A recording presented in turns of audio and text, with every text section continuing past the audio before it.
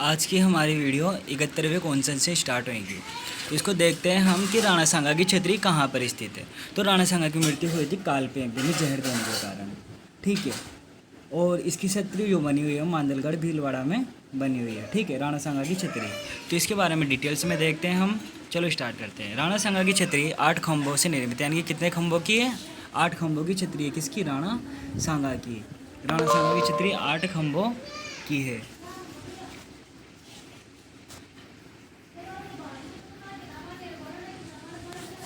ठीक है, 8 खंभों की छतरी राणा सांगा की है, ठीक है।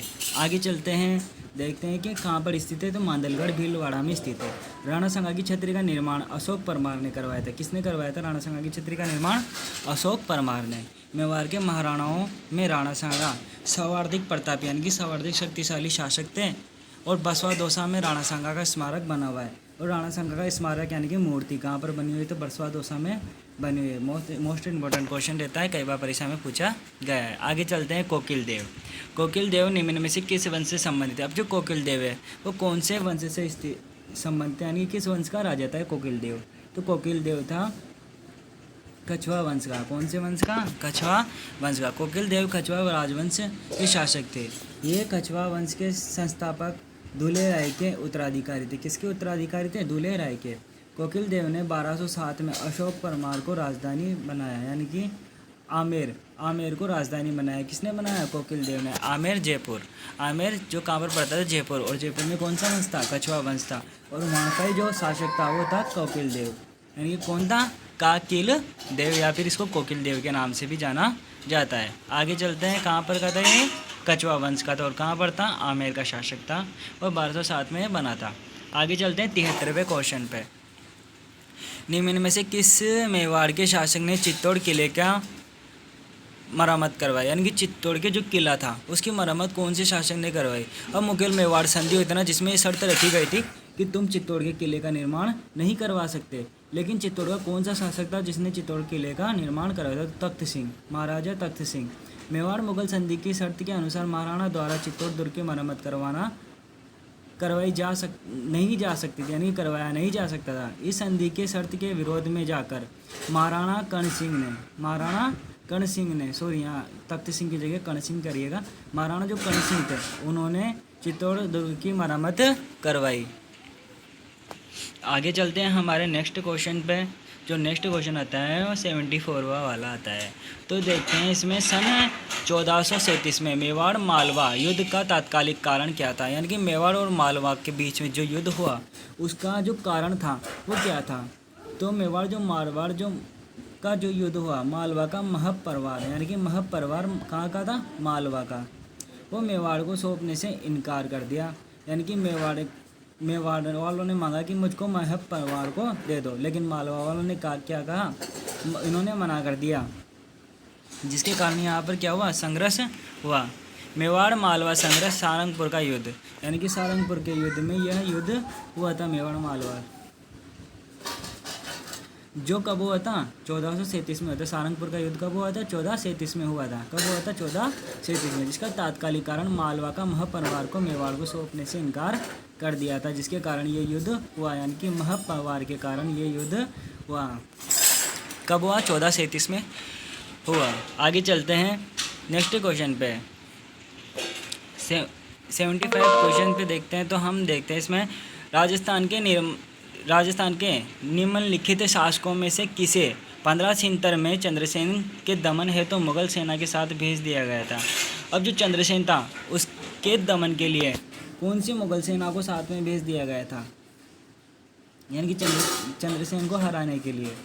तो कौन सा शासक था? तो 1576 में चंद्रसेन के दमन हेतु बीकानेर के राय सिंह को भेज दिया गया था। बीकानेर के राव राय सिंह को सिरोही पर हमला कर दिया गया था, यानी कि राय सिंह ने कहाँ पर हमला कर दिया था? सिरोही पर हमला कर दिया था। सिरोही में चंद्रसेन ने अपने परिवार को सुरक्षित रखा। किसको सुरक्षित रखा? चंद्रसेन ने अपने परिवार को सुरक्षित रखा। शासक जो विद्वान योगेश्वर भट्टी विष्णु का संस्थापक था, यानी कि भट्ट विष्णु का संस्थापक था। कौन सा शासक था? जो योगेश्वर यानी कि महादेव जी का और विष्णु जी का संस्थापक था, संरक्षक था, संरक्षक था। तो देखते हैं मेवाड़ के राणा मोकल। जो मेवाड़ के राणा मोकल थे उनके दरबार में योगेश्वर और भट्ट विष्णु जैसे विद्वानों और मन्ना फन्ना विशल जैसे शिल्पी निवासी करते थे। ठीक है, ये शिल्पी यहाँ पर रहते थे और ये क्या करते थे, बहुत सारी मूर्तियाँ वगैरह यहाँ पर बनाते थे। चित्तौड़गढ़ के विजय स्तंभ के बारे में औद्योलिखित कथनों को पढ़िए, यानी कि चित्तौड़गढ़ का जो विजय स्तंभ था उसके बारे में बताइए। तो कौन कौन से सही है। तो चित्तौड़ का विजय स्तंभ था, इसका निर्माण मंडन की देखरेख में राणा कुंभा ने करवाया, ये भी सही है। राणा कुंभा ने चित्तौड़ के विजय स्तंभ का निर्माण करवाया था। ठीक है, यह एक 8 मंजिला है, नहीं ये 8 मंजिला नहीं है, 9 मंजिला है। कितनी मंजिला है, 9 मंजिला। विजय स्तंभ भगवान विष्णु को समर्पित है। ठीक है, भगवान विष्णु को समर्पित है और इसे हिंदू देव मंडल की प्रचुर प्रतिमा भी कहते हैं, ये भी सही है। ठीक है, और पुलिस का जो पुलिस का जो राजकीय चिन्ह है उसमें भी विजय स्तंभ का प्रयोग होता है और आरपीसी का जो चिन्ह है उसमें भी विजय स्तंभ का प्रयोग होता है। राजस्थान के चित्तौड़गढ़ में स्थित विजय स्तंभ का निर्माण 1437 में वास्तुकार मंडन के निर्देशानुसार मेवाड़ नरेश राणा कुंभा ने करवाया था। एक 9 मंजिला स्तंभ है। यह भगवान विष्णु को समर्पित है। किसको समर्पित है, भगवान विष्णु जी को समर्पित है। मोहम्मद शाह के नेतृत्व में मंगोल विद्रोहियों के किसके पास शरण ली थी। मंगोल शाह के नेतृत्व में मंगोल का जो विद्रोही थे ने किसके पास शरण ली थी, कान्हड़ देव के साथ ली थी, हमें के साथ शीतल देव के साथ पास शरण ली थी। किसके पास शरण ली थी, तो इसको देखते हैं। तो मंगोल के जो मोहम्मद शाह के नेतृत्व में मंगोल विद्रोहियों ने रणथंभौर के शासक हमीर देव के पास शरण ली थी। मंगोल का मीर मोहम्मद शाह ने शरण ली थी। ठीक है, किसके पास ली थी, हमीर के पास ली थी। इसी कारण हमीर का दिल्ली सल्तनत के साथ संघर्ष हुआ। जो हमीर पर जो अलाउद्दीन खिलजी ने आक्रमण करा ना, वो इसी के कारण हुआ। ठीक है, जो रणथंभौर का युद्ध हुआ। ठीक है, रणथंभौर के शासक हमीर देव द्वारा किस मंगोल नेता को शरण देने पर अलाउद्दीन ने रणथंभौर पर आक्रमण किया, तो मंगोल मोहम्मद शाह। ठीक है, इसको शरण दी थी, किसने दी थी, हमीर देव चौहान ने दी थी, जिसके कारण क्या है, अलाउद्दीन खिलजी ने वो उस पर आक्रमण कर दिया था।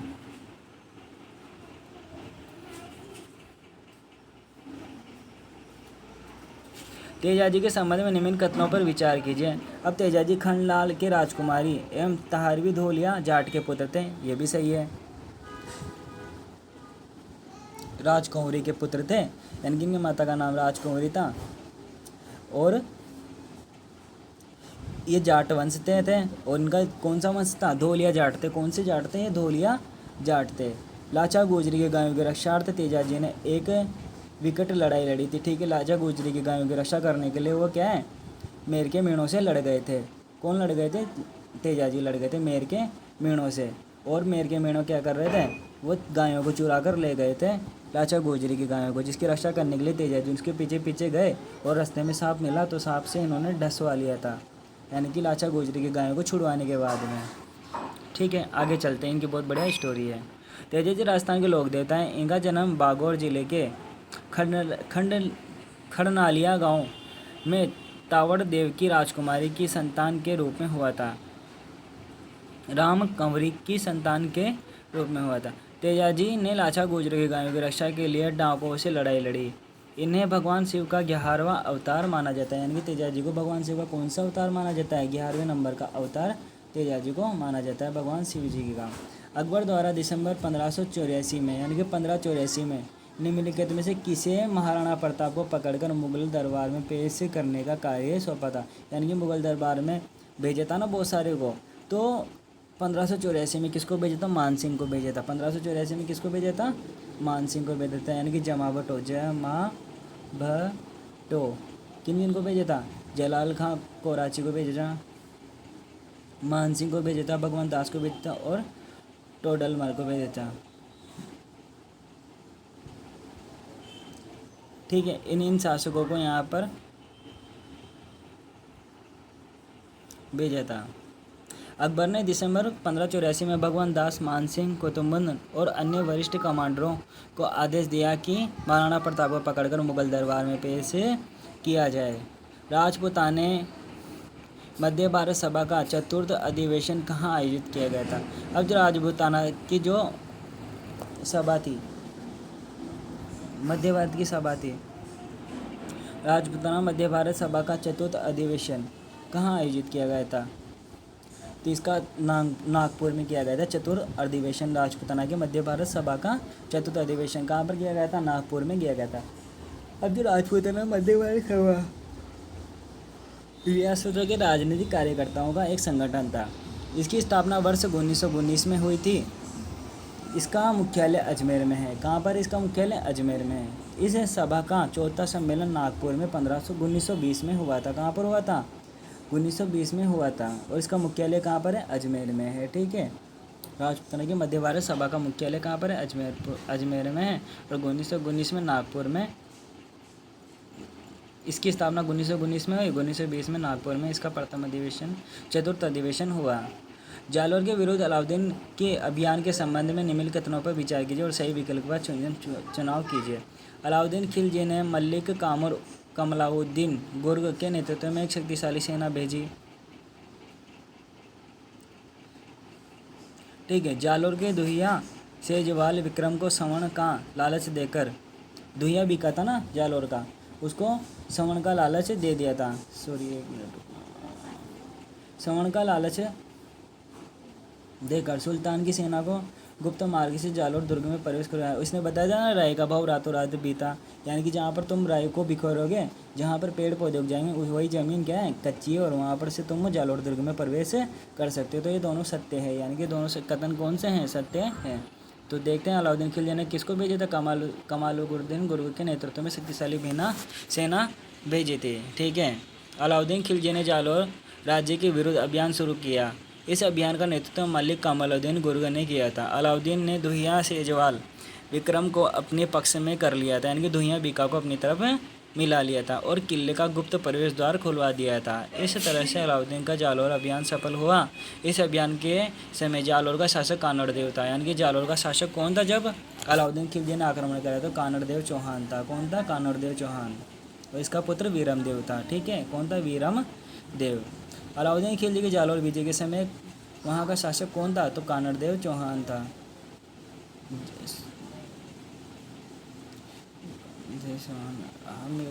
हाँ,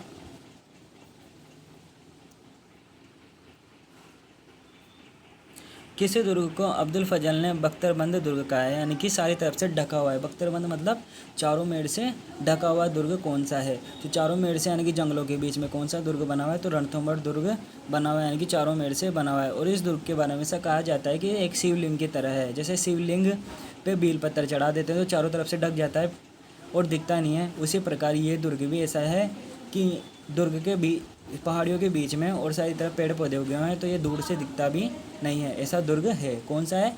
अब्दुल फजल ने कौन से दुर्ग को बख्तरबंद कहा है? तो रणथंभौर के दुर्ग को बख्तरबंद कहा है। रणथंभौर दुर्ग को हमीरदेव चौहान ने यहाँ पर राज किया था और यहाँ पर शाखा भी हुआ था। ठीक है, आगे देखते हैं। और अलाउद्दीन खिलजी ने आक्रमण किया था हमीरदेव चौहान पर। रणथंभौर दुर्ग को अब्दुल फजल ने बख्तरबंद दुर्ग कहा है। सवाई माधोपुर शहर के पास रणथंभौर राष्ट्रीय उद्यान भीतर स्थित है, यानी कि रणथंभौर राष्ट्रीय उद्यान के बीच में ये दुर्ग बना हुआ है। यह यूनेस्को की सूची में शामिल है, यानी कि रणथंभौर दुर्ग को 2013 में यूनेस्को की सूची में शामिल किया गया है, जो भारतीय धरोहर में आता है। चित्तौड़ दुर्ग के चित्तौड़ जिले में स्थित है, यानी कि चित्तौड़ जिले में ये रणथंभौर का दुर्ग है, जो मेवाड़ राज्य की राजधानी था। मेवाड़ वंश के संस्थापक बप्पा रावल ने चित्तौड़ दुर्ग को अपनी राजधानी बनाया था। ठीक है, बप्पा रावल ने चित्तौड़गढ़ को अपनी राजधानी बनाया। ये तो गलत है, बप्पा रावल ने चित्तौड़गढ़ को थोड़ी बनाया था। बप्पा रावल ने आहड़ को बनाया था। किसको बनाया था?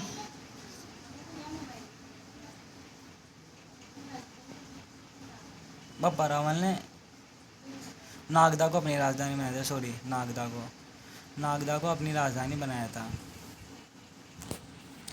मारवाड़ के निष्कासन के बाद दुर्गादास को मेवाड़ राज्य में क्या पद दिया गया था?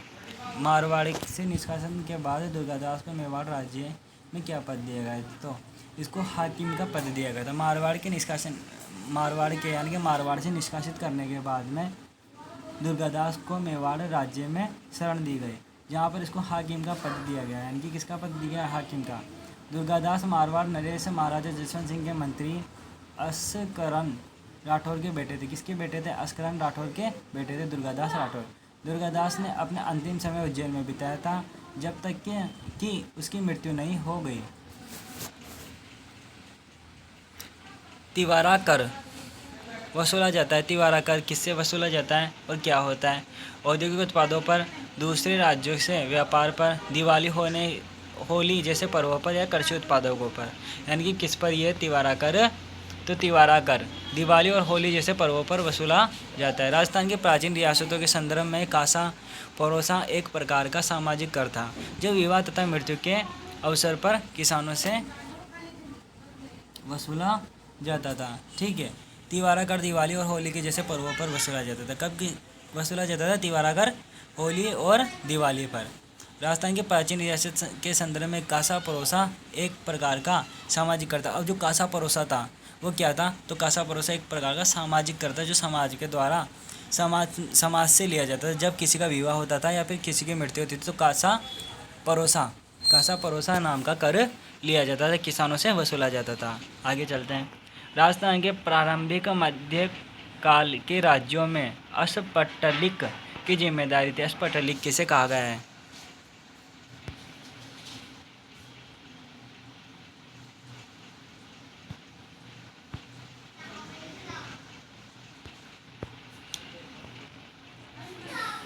अस्पटलिक तो अस्पटलिक की यह एक लेखाधिकारी के रूप में काम आता है। यानी अस्पटलिक कौन होता था? लेखाधिकारी, यानी कि एक लेख लिखने वाला अधिकारी होता था, यानी कि एक राइटर होता था। राजस्थान के प्रारंभिक मध्यकाल के राज्य में अस्पटलिक एक मुख्य अधिकारी के रूप में कार्य करता था, यानी कि लेखाधिकारी के रूप में कार्य करता था। ये कोई भी लेख वगैरह लिखता था, यानी कि पढ़ा लिखा आदमी होता था जो अपनी राइटिंग से सुंदर लेख लिखता था। चौहान राजवंश के निम्नलिखित शासकों को कालक्रम में व्यवस्थित किए जाएंगे। चौहान राज्यों में सबसे पहले कौन कौन आए? तो चौहान राज्य में सबसे पहले कौन आया? पृथ्वीराज प्रथम आया, फिर अजयराज आया, फिर अनुराज आया, फिर विग्रहराज चतुर्थ आया।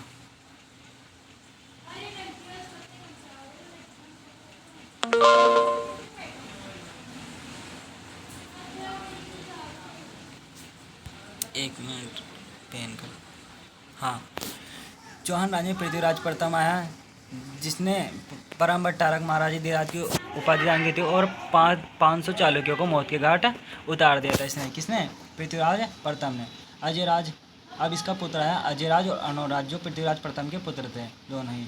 अजयराज ने अजमेर दुर्ग का निर्माण करवाया, ठीक है, अपनी पत्नी सोमिल देवी के का भी चित्र बनवाया था वहाँ पर। अनुराज आया। अनुराज की पत्नी थी ना, वो क्या करती थी? पुष्कर झील में जाकर क्या करती थी? 1000 दीपक जलाकर पूजा पाठ करती थी। विग्रहराज चतुर्थ आया। विग्रहराज चतुर्थ ने क्या किया? विग्रहराज चतुर्थ ने बिसलपुर बांध का निर्माण करवाया, ठीक है। बिसलपुर बांध के साथ साथ इसने ना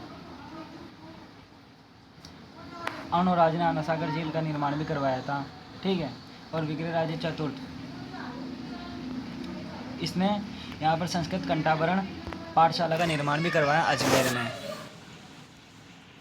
चौहान वंश अथवा चौहान वंश एक भारतीय राजपूत वंश है, जिसमें शासकों ने वर्तमान राजस्थान, गुजरात एवं समर्पित क्षेत्रों पर 7वीं शताब्दी से लेकर 12वीं शताब्दी तक शासन किया। चौहान राजवंश के शासक के कलम से व्यवस्थित कीजिए। तो प्रथम था पृथ्वीराज प्रथम, फिर अजयराज आया, फिर अनुराज आया, जो दोनों इसके पुत्र थे, फिर विग्रहराज चतुर्थ आया, और फिर इसके बाद में पृथ्वीराज तृतीय आएगा।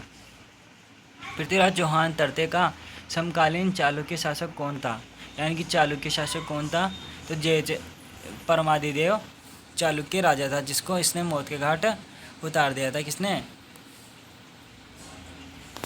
चौहान ने। पृथ्वीराज चौहान तृतीय का समकालीन शासक भीमदेव द्वितीय था। चालुक्य शासक कौन था? भीमदेव द्वितीय था, सॉरी। आबो तथा नागौर क्षेत्र का अधिकारी करने पर चौहान शासक पृथ्वीराज तृतीय ने संघर्ष हुआ। इसके बाद दोनों के बीच में समझौता हो गया। आबू के परमाणु की प्राचीन राजधानी क्या थी? आबू के परमाणु की प्राचीन राजधानी क्या थी? चंद्रावर्ती थी। आबू के परमाणु की प्राचीन राजधानी क्या थी? चंद्रावती थी। आबू के परमाणु की प्राचीन राजधानी चंद्रावती थी। आबू के परमार वंश का संस्थापक धूमराज था, लेकिन इसकी वंशावली उपलराज से प्रारंभ होती है। पड़ोस होने के कारण आबू के परमारों का गुजरात के शासकों को सतत संघर्ष चलता रहा शासकों के साथ। किस चौहान वंशीय शासक ने प्रताप लंकेश्वर की उपाधि धारण की थी? तो सोमेश्वर देव चौहान था ना, उसने प्रताप लंकेश्वर की उपाधि धारण करी थी। सोमेश्वर देव चौहान ने। चौहान वंश के शासक सोमेश्वर देव की उपाधि प्रताप लंकेश्वर की थी। यह अनुराज का पुत्र था। किसका पुत्र था? ये अनुराज का पुत्र था। इसने बिजोलिया शिलालेख में चौहान वंशावली दी है, यानी कि बिजोलिया शिलालेख में इसके बारे में जानकारी देती है कि चौहान वंश का संस्थापक वगैरह कौन था। लोहागढ़ किला अवस्थित है। लोहागढ़ किला कहाँ पर है? तो भरतपुर में है। ठीक है, कहाँ पर है ये लोहागढ़ किला? भरतपुर में। और किससे बना हुआ है? मिट्टी से बना हुआ किला है। नाम लोहागढ़ है, लेकिन बना किससे है? मिट्टी से बना हुआ किला है। लोहागढ़ किला भरतपुर में। लोहागढ़ दुर्ग राजस्थान के भरतपुर जिले में स्थित है। इस किले का निर्माण जाट वंश के महाराजा सूरजमल ने किया था। किसने किया था?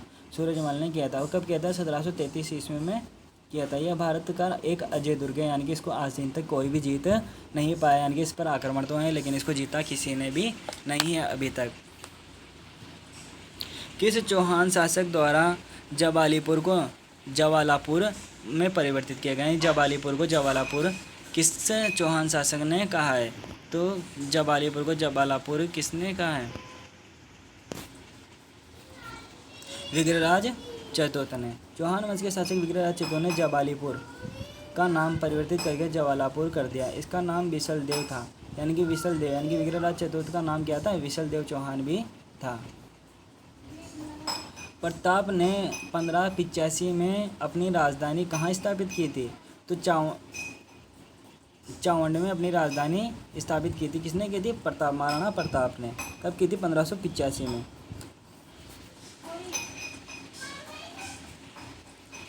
1579 यानी कि 1579 में के बाद मेवाड़ पर मुगलों का प्रभाव न्यूनतम हो चुका था। इस दौरान महाराणा ने कुंभलगढ़, उदयपुर, गोगोंदा सहित पश्चिम मेवाड़ को अपने कब्जे में ले लिया। 1585 में इन्होंने अपनी राजधानी चावंड को बनाया। किसको बनाया? चावंड, उदयपुर को बनाया अपनी राजधानी। किसने बनाया? महाराणा प्रताप ने। किशनगढ़ चित्रकला शैली के संरक्षक सावंत सिंह की मृत्यु कहाँ हुई थी? अब जो किशनगढ़ चित्रशैली का जो संस्थापक संरक्षक था सावंत सिंह, उसकी मृत्यु कहाँ पर हुई थी? वृंदावन में हुई थी। कहाँ पर हुई थी? वृंदावन में हुई थी। किशनगढ़ शैली के संरक्षक सावंत सिंह शासनकाल 1748 से 57 अपने प्रारंभिक चरणों में राजा से ज़्यादा एक भक्त और कवि थे, यानी कि राजा से ज़्यादा तो भक्त और कवि के रूप में प्रसिद्ध हुए। सावंत सिंह की मृत्यु 1764 ईस्वी में वृंदावन में हुई थी। कहाँ पर हुई थी? वृंदावन में हुई थी।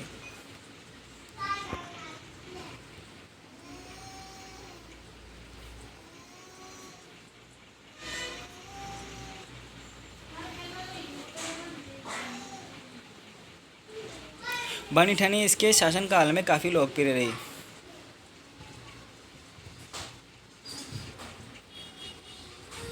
किस शासक को हशमत वाला राजा कहा जाता है? हशमत वाला राजा किस शासक को कहा जाता है? हशमत वाला शासक चंद्रसेन को कहा जाता है। राव मालदेव को हशमत वाला शासक कहा जाता है।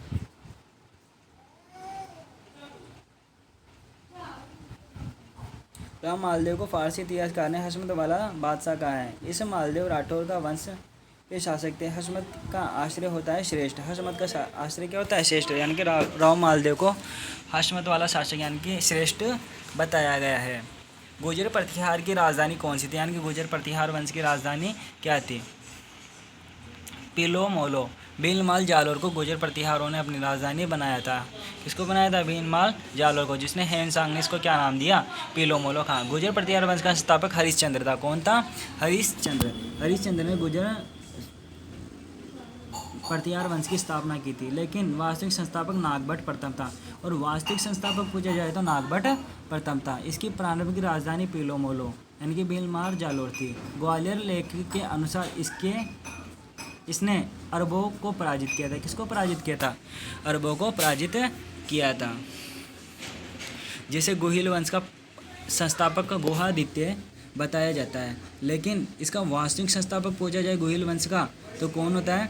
बप्परावल होता है। वैसे ही गुर्जर प्रतिहार वंश का संस्थापक तो हरिश्चंद्र है, लेकिन इसका जो वास्तविक संस्थापक है एकदम एक्यूरेट वो है नागभट्ट प्रथम। ठीक है, आगे चलते हैं। निम्नलिखित में से कौन सा अभिनव भट्टाचार्य के नाम से जाना जाता है? अब अभिनव भट्टाचार्य किसे कहा गया? तो महाराणा कुंभा को अभिनव भट्टाचार्य कहा गया है। महाराणा कुंभा मेवाड़ के शासक थे। 1433 ईस्वी में मेवाड़ के शासक बने, यानी कि मेवाड़ पर इन्होंने शासन किया। कब किया? 1433 में। इन्होंने मालवा के सुल्तान मोहम्मद खिलजी प्रथम को सारंगपुर के युद्ध में पराजित किया। किसको पराजित किया? सारंगपुर के युद्ध में। किस किस के बीच में? महाराणा कुंभा और मालवा के सुल्तान मोहम्मद खिलजी के बीच में हुआ, जिसमें सारंगपुर के युद्ध में पराजित किया। किसको? मोहम्मद खिलजी को। ये कुशल संगीतज्ञ थे, यानी कि इनको संगीत में बहुत ज़्यादा रुचि थी, यानी कि गाने गाने में। इनकी उपाधियाँ अभिनव भट्टाचार्य, वीणा वादक, परिणय आदि इत्यादि है, यानी कि इनकी उपाधियाँ ये है। पृथ्वीराज चौहान और चंदेल शासक परमादिदेव के मध्य अंतिम और निर्णायक युद्ध हुआ। पृथ्वीराज चौहान और परमादिदेव के बीच कौन सा अंतिम युद्ध हुआ था? तो महोबा का युद्ध, महोबा और जोजोबा का युद्ध हुआ था। किस किसके बीच में हुआ था? पृथ्वीराज चौहान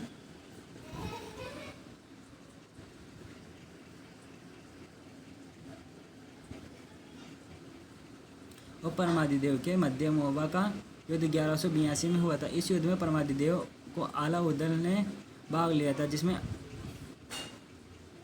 पृथ्वीराज की विजय हुई थी। ठीक है, परमादिदेव को बंदी बना लिया था इसने और अलाउद्दीन की मृत्यु कर दी थी। ठीक है, आगे क्वेश्चन हम बाद में देखेंगे।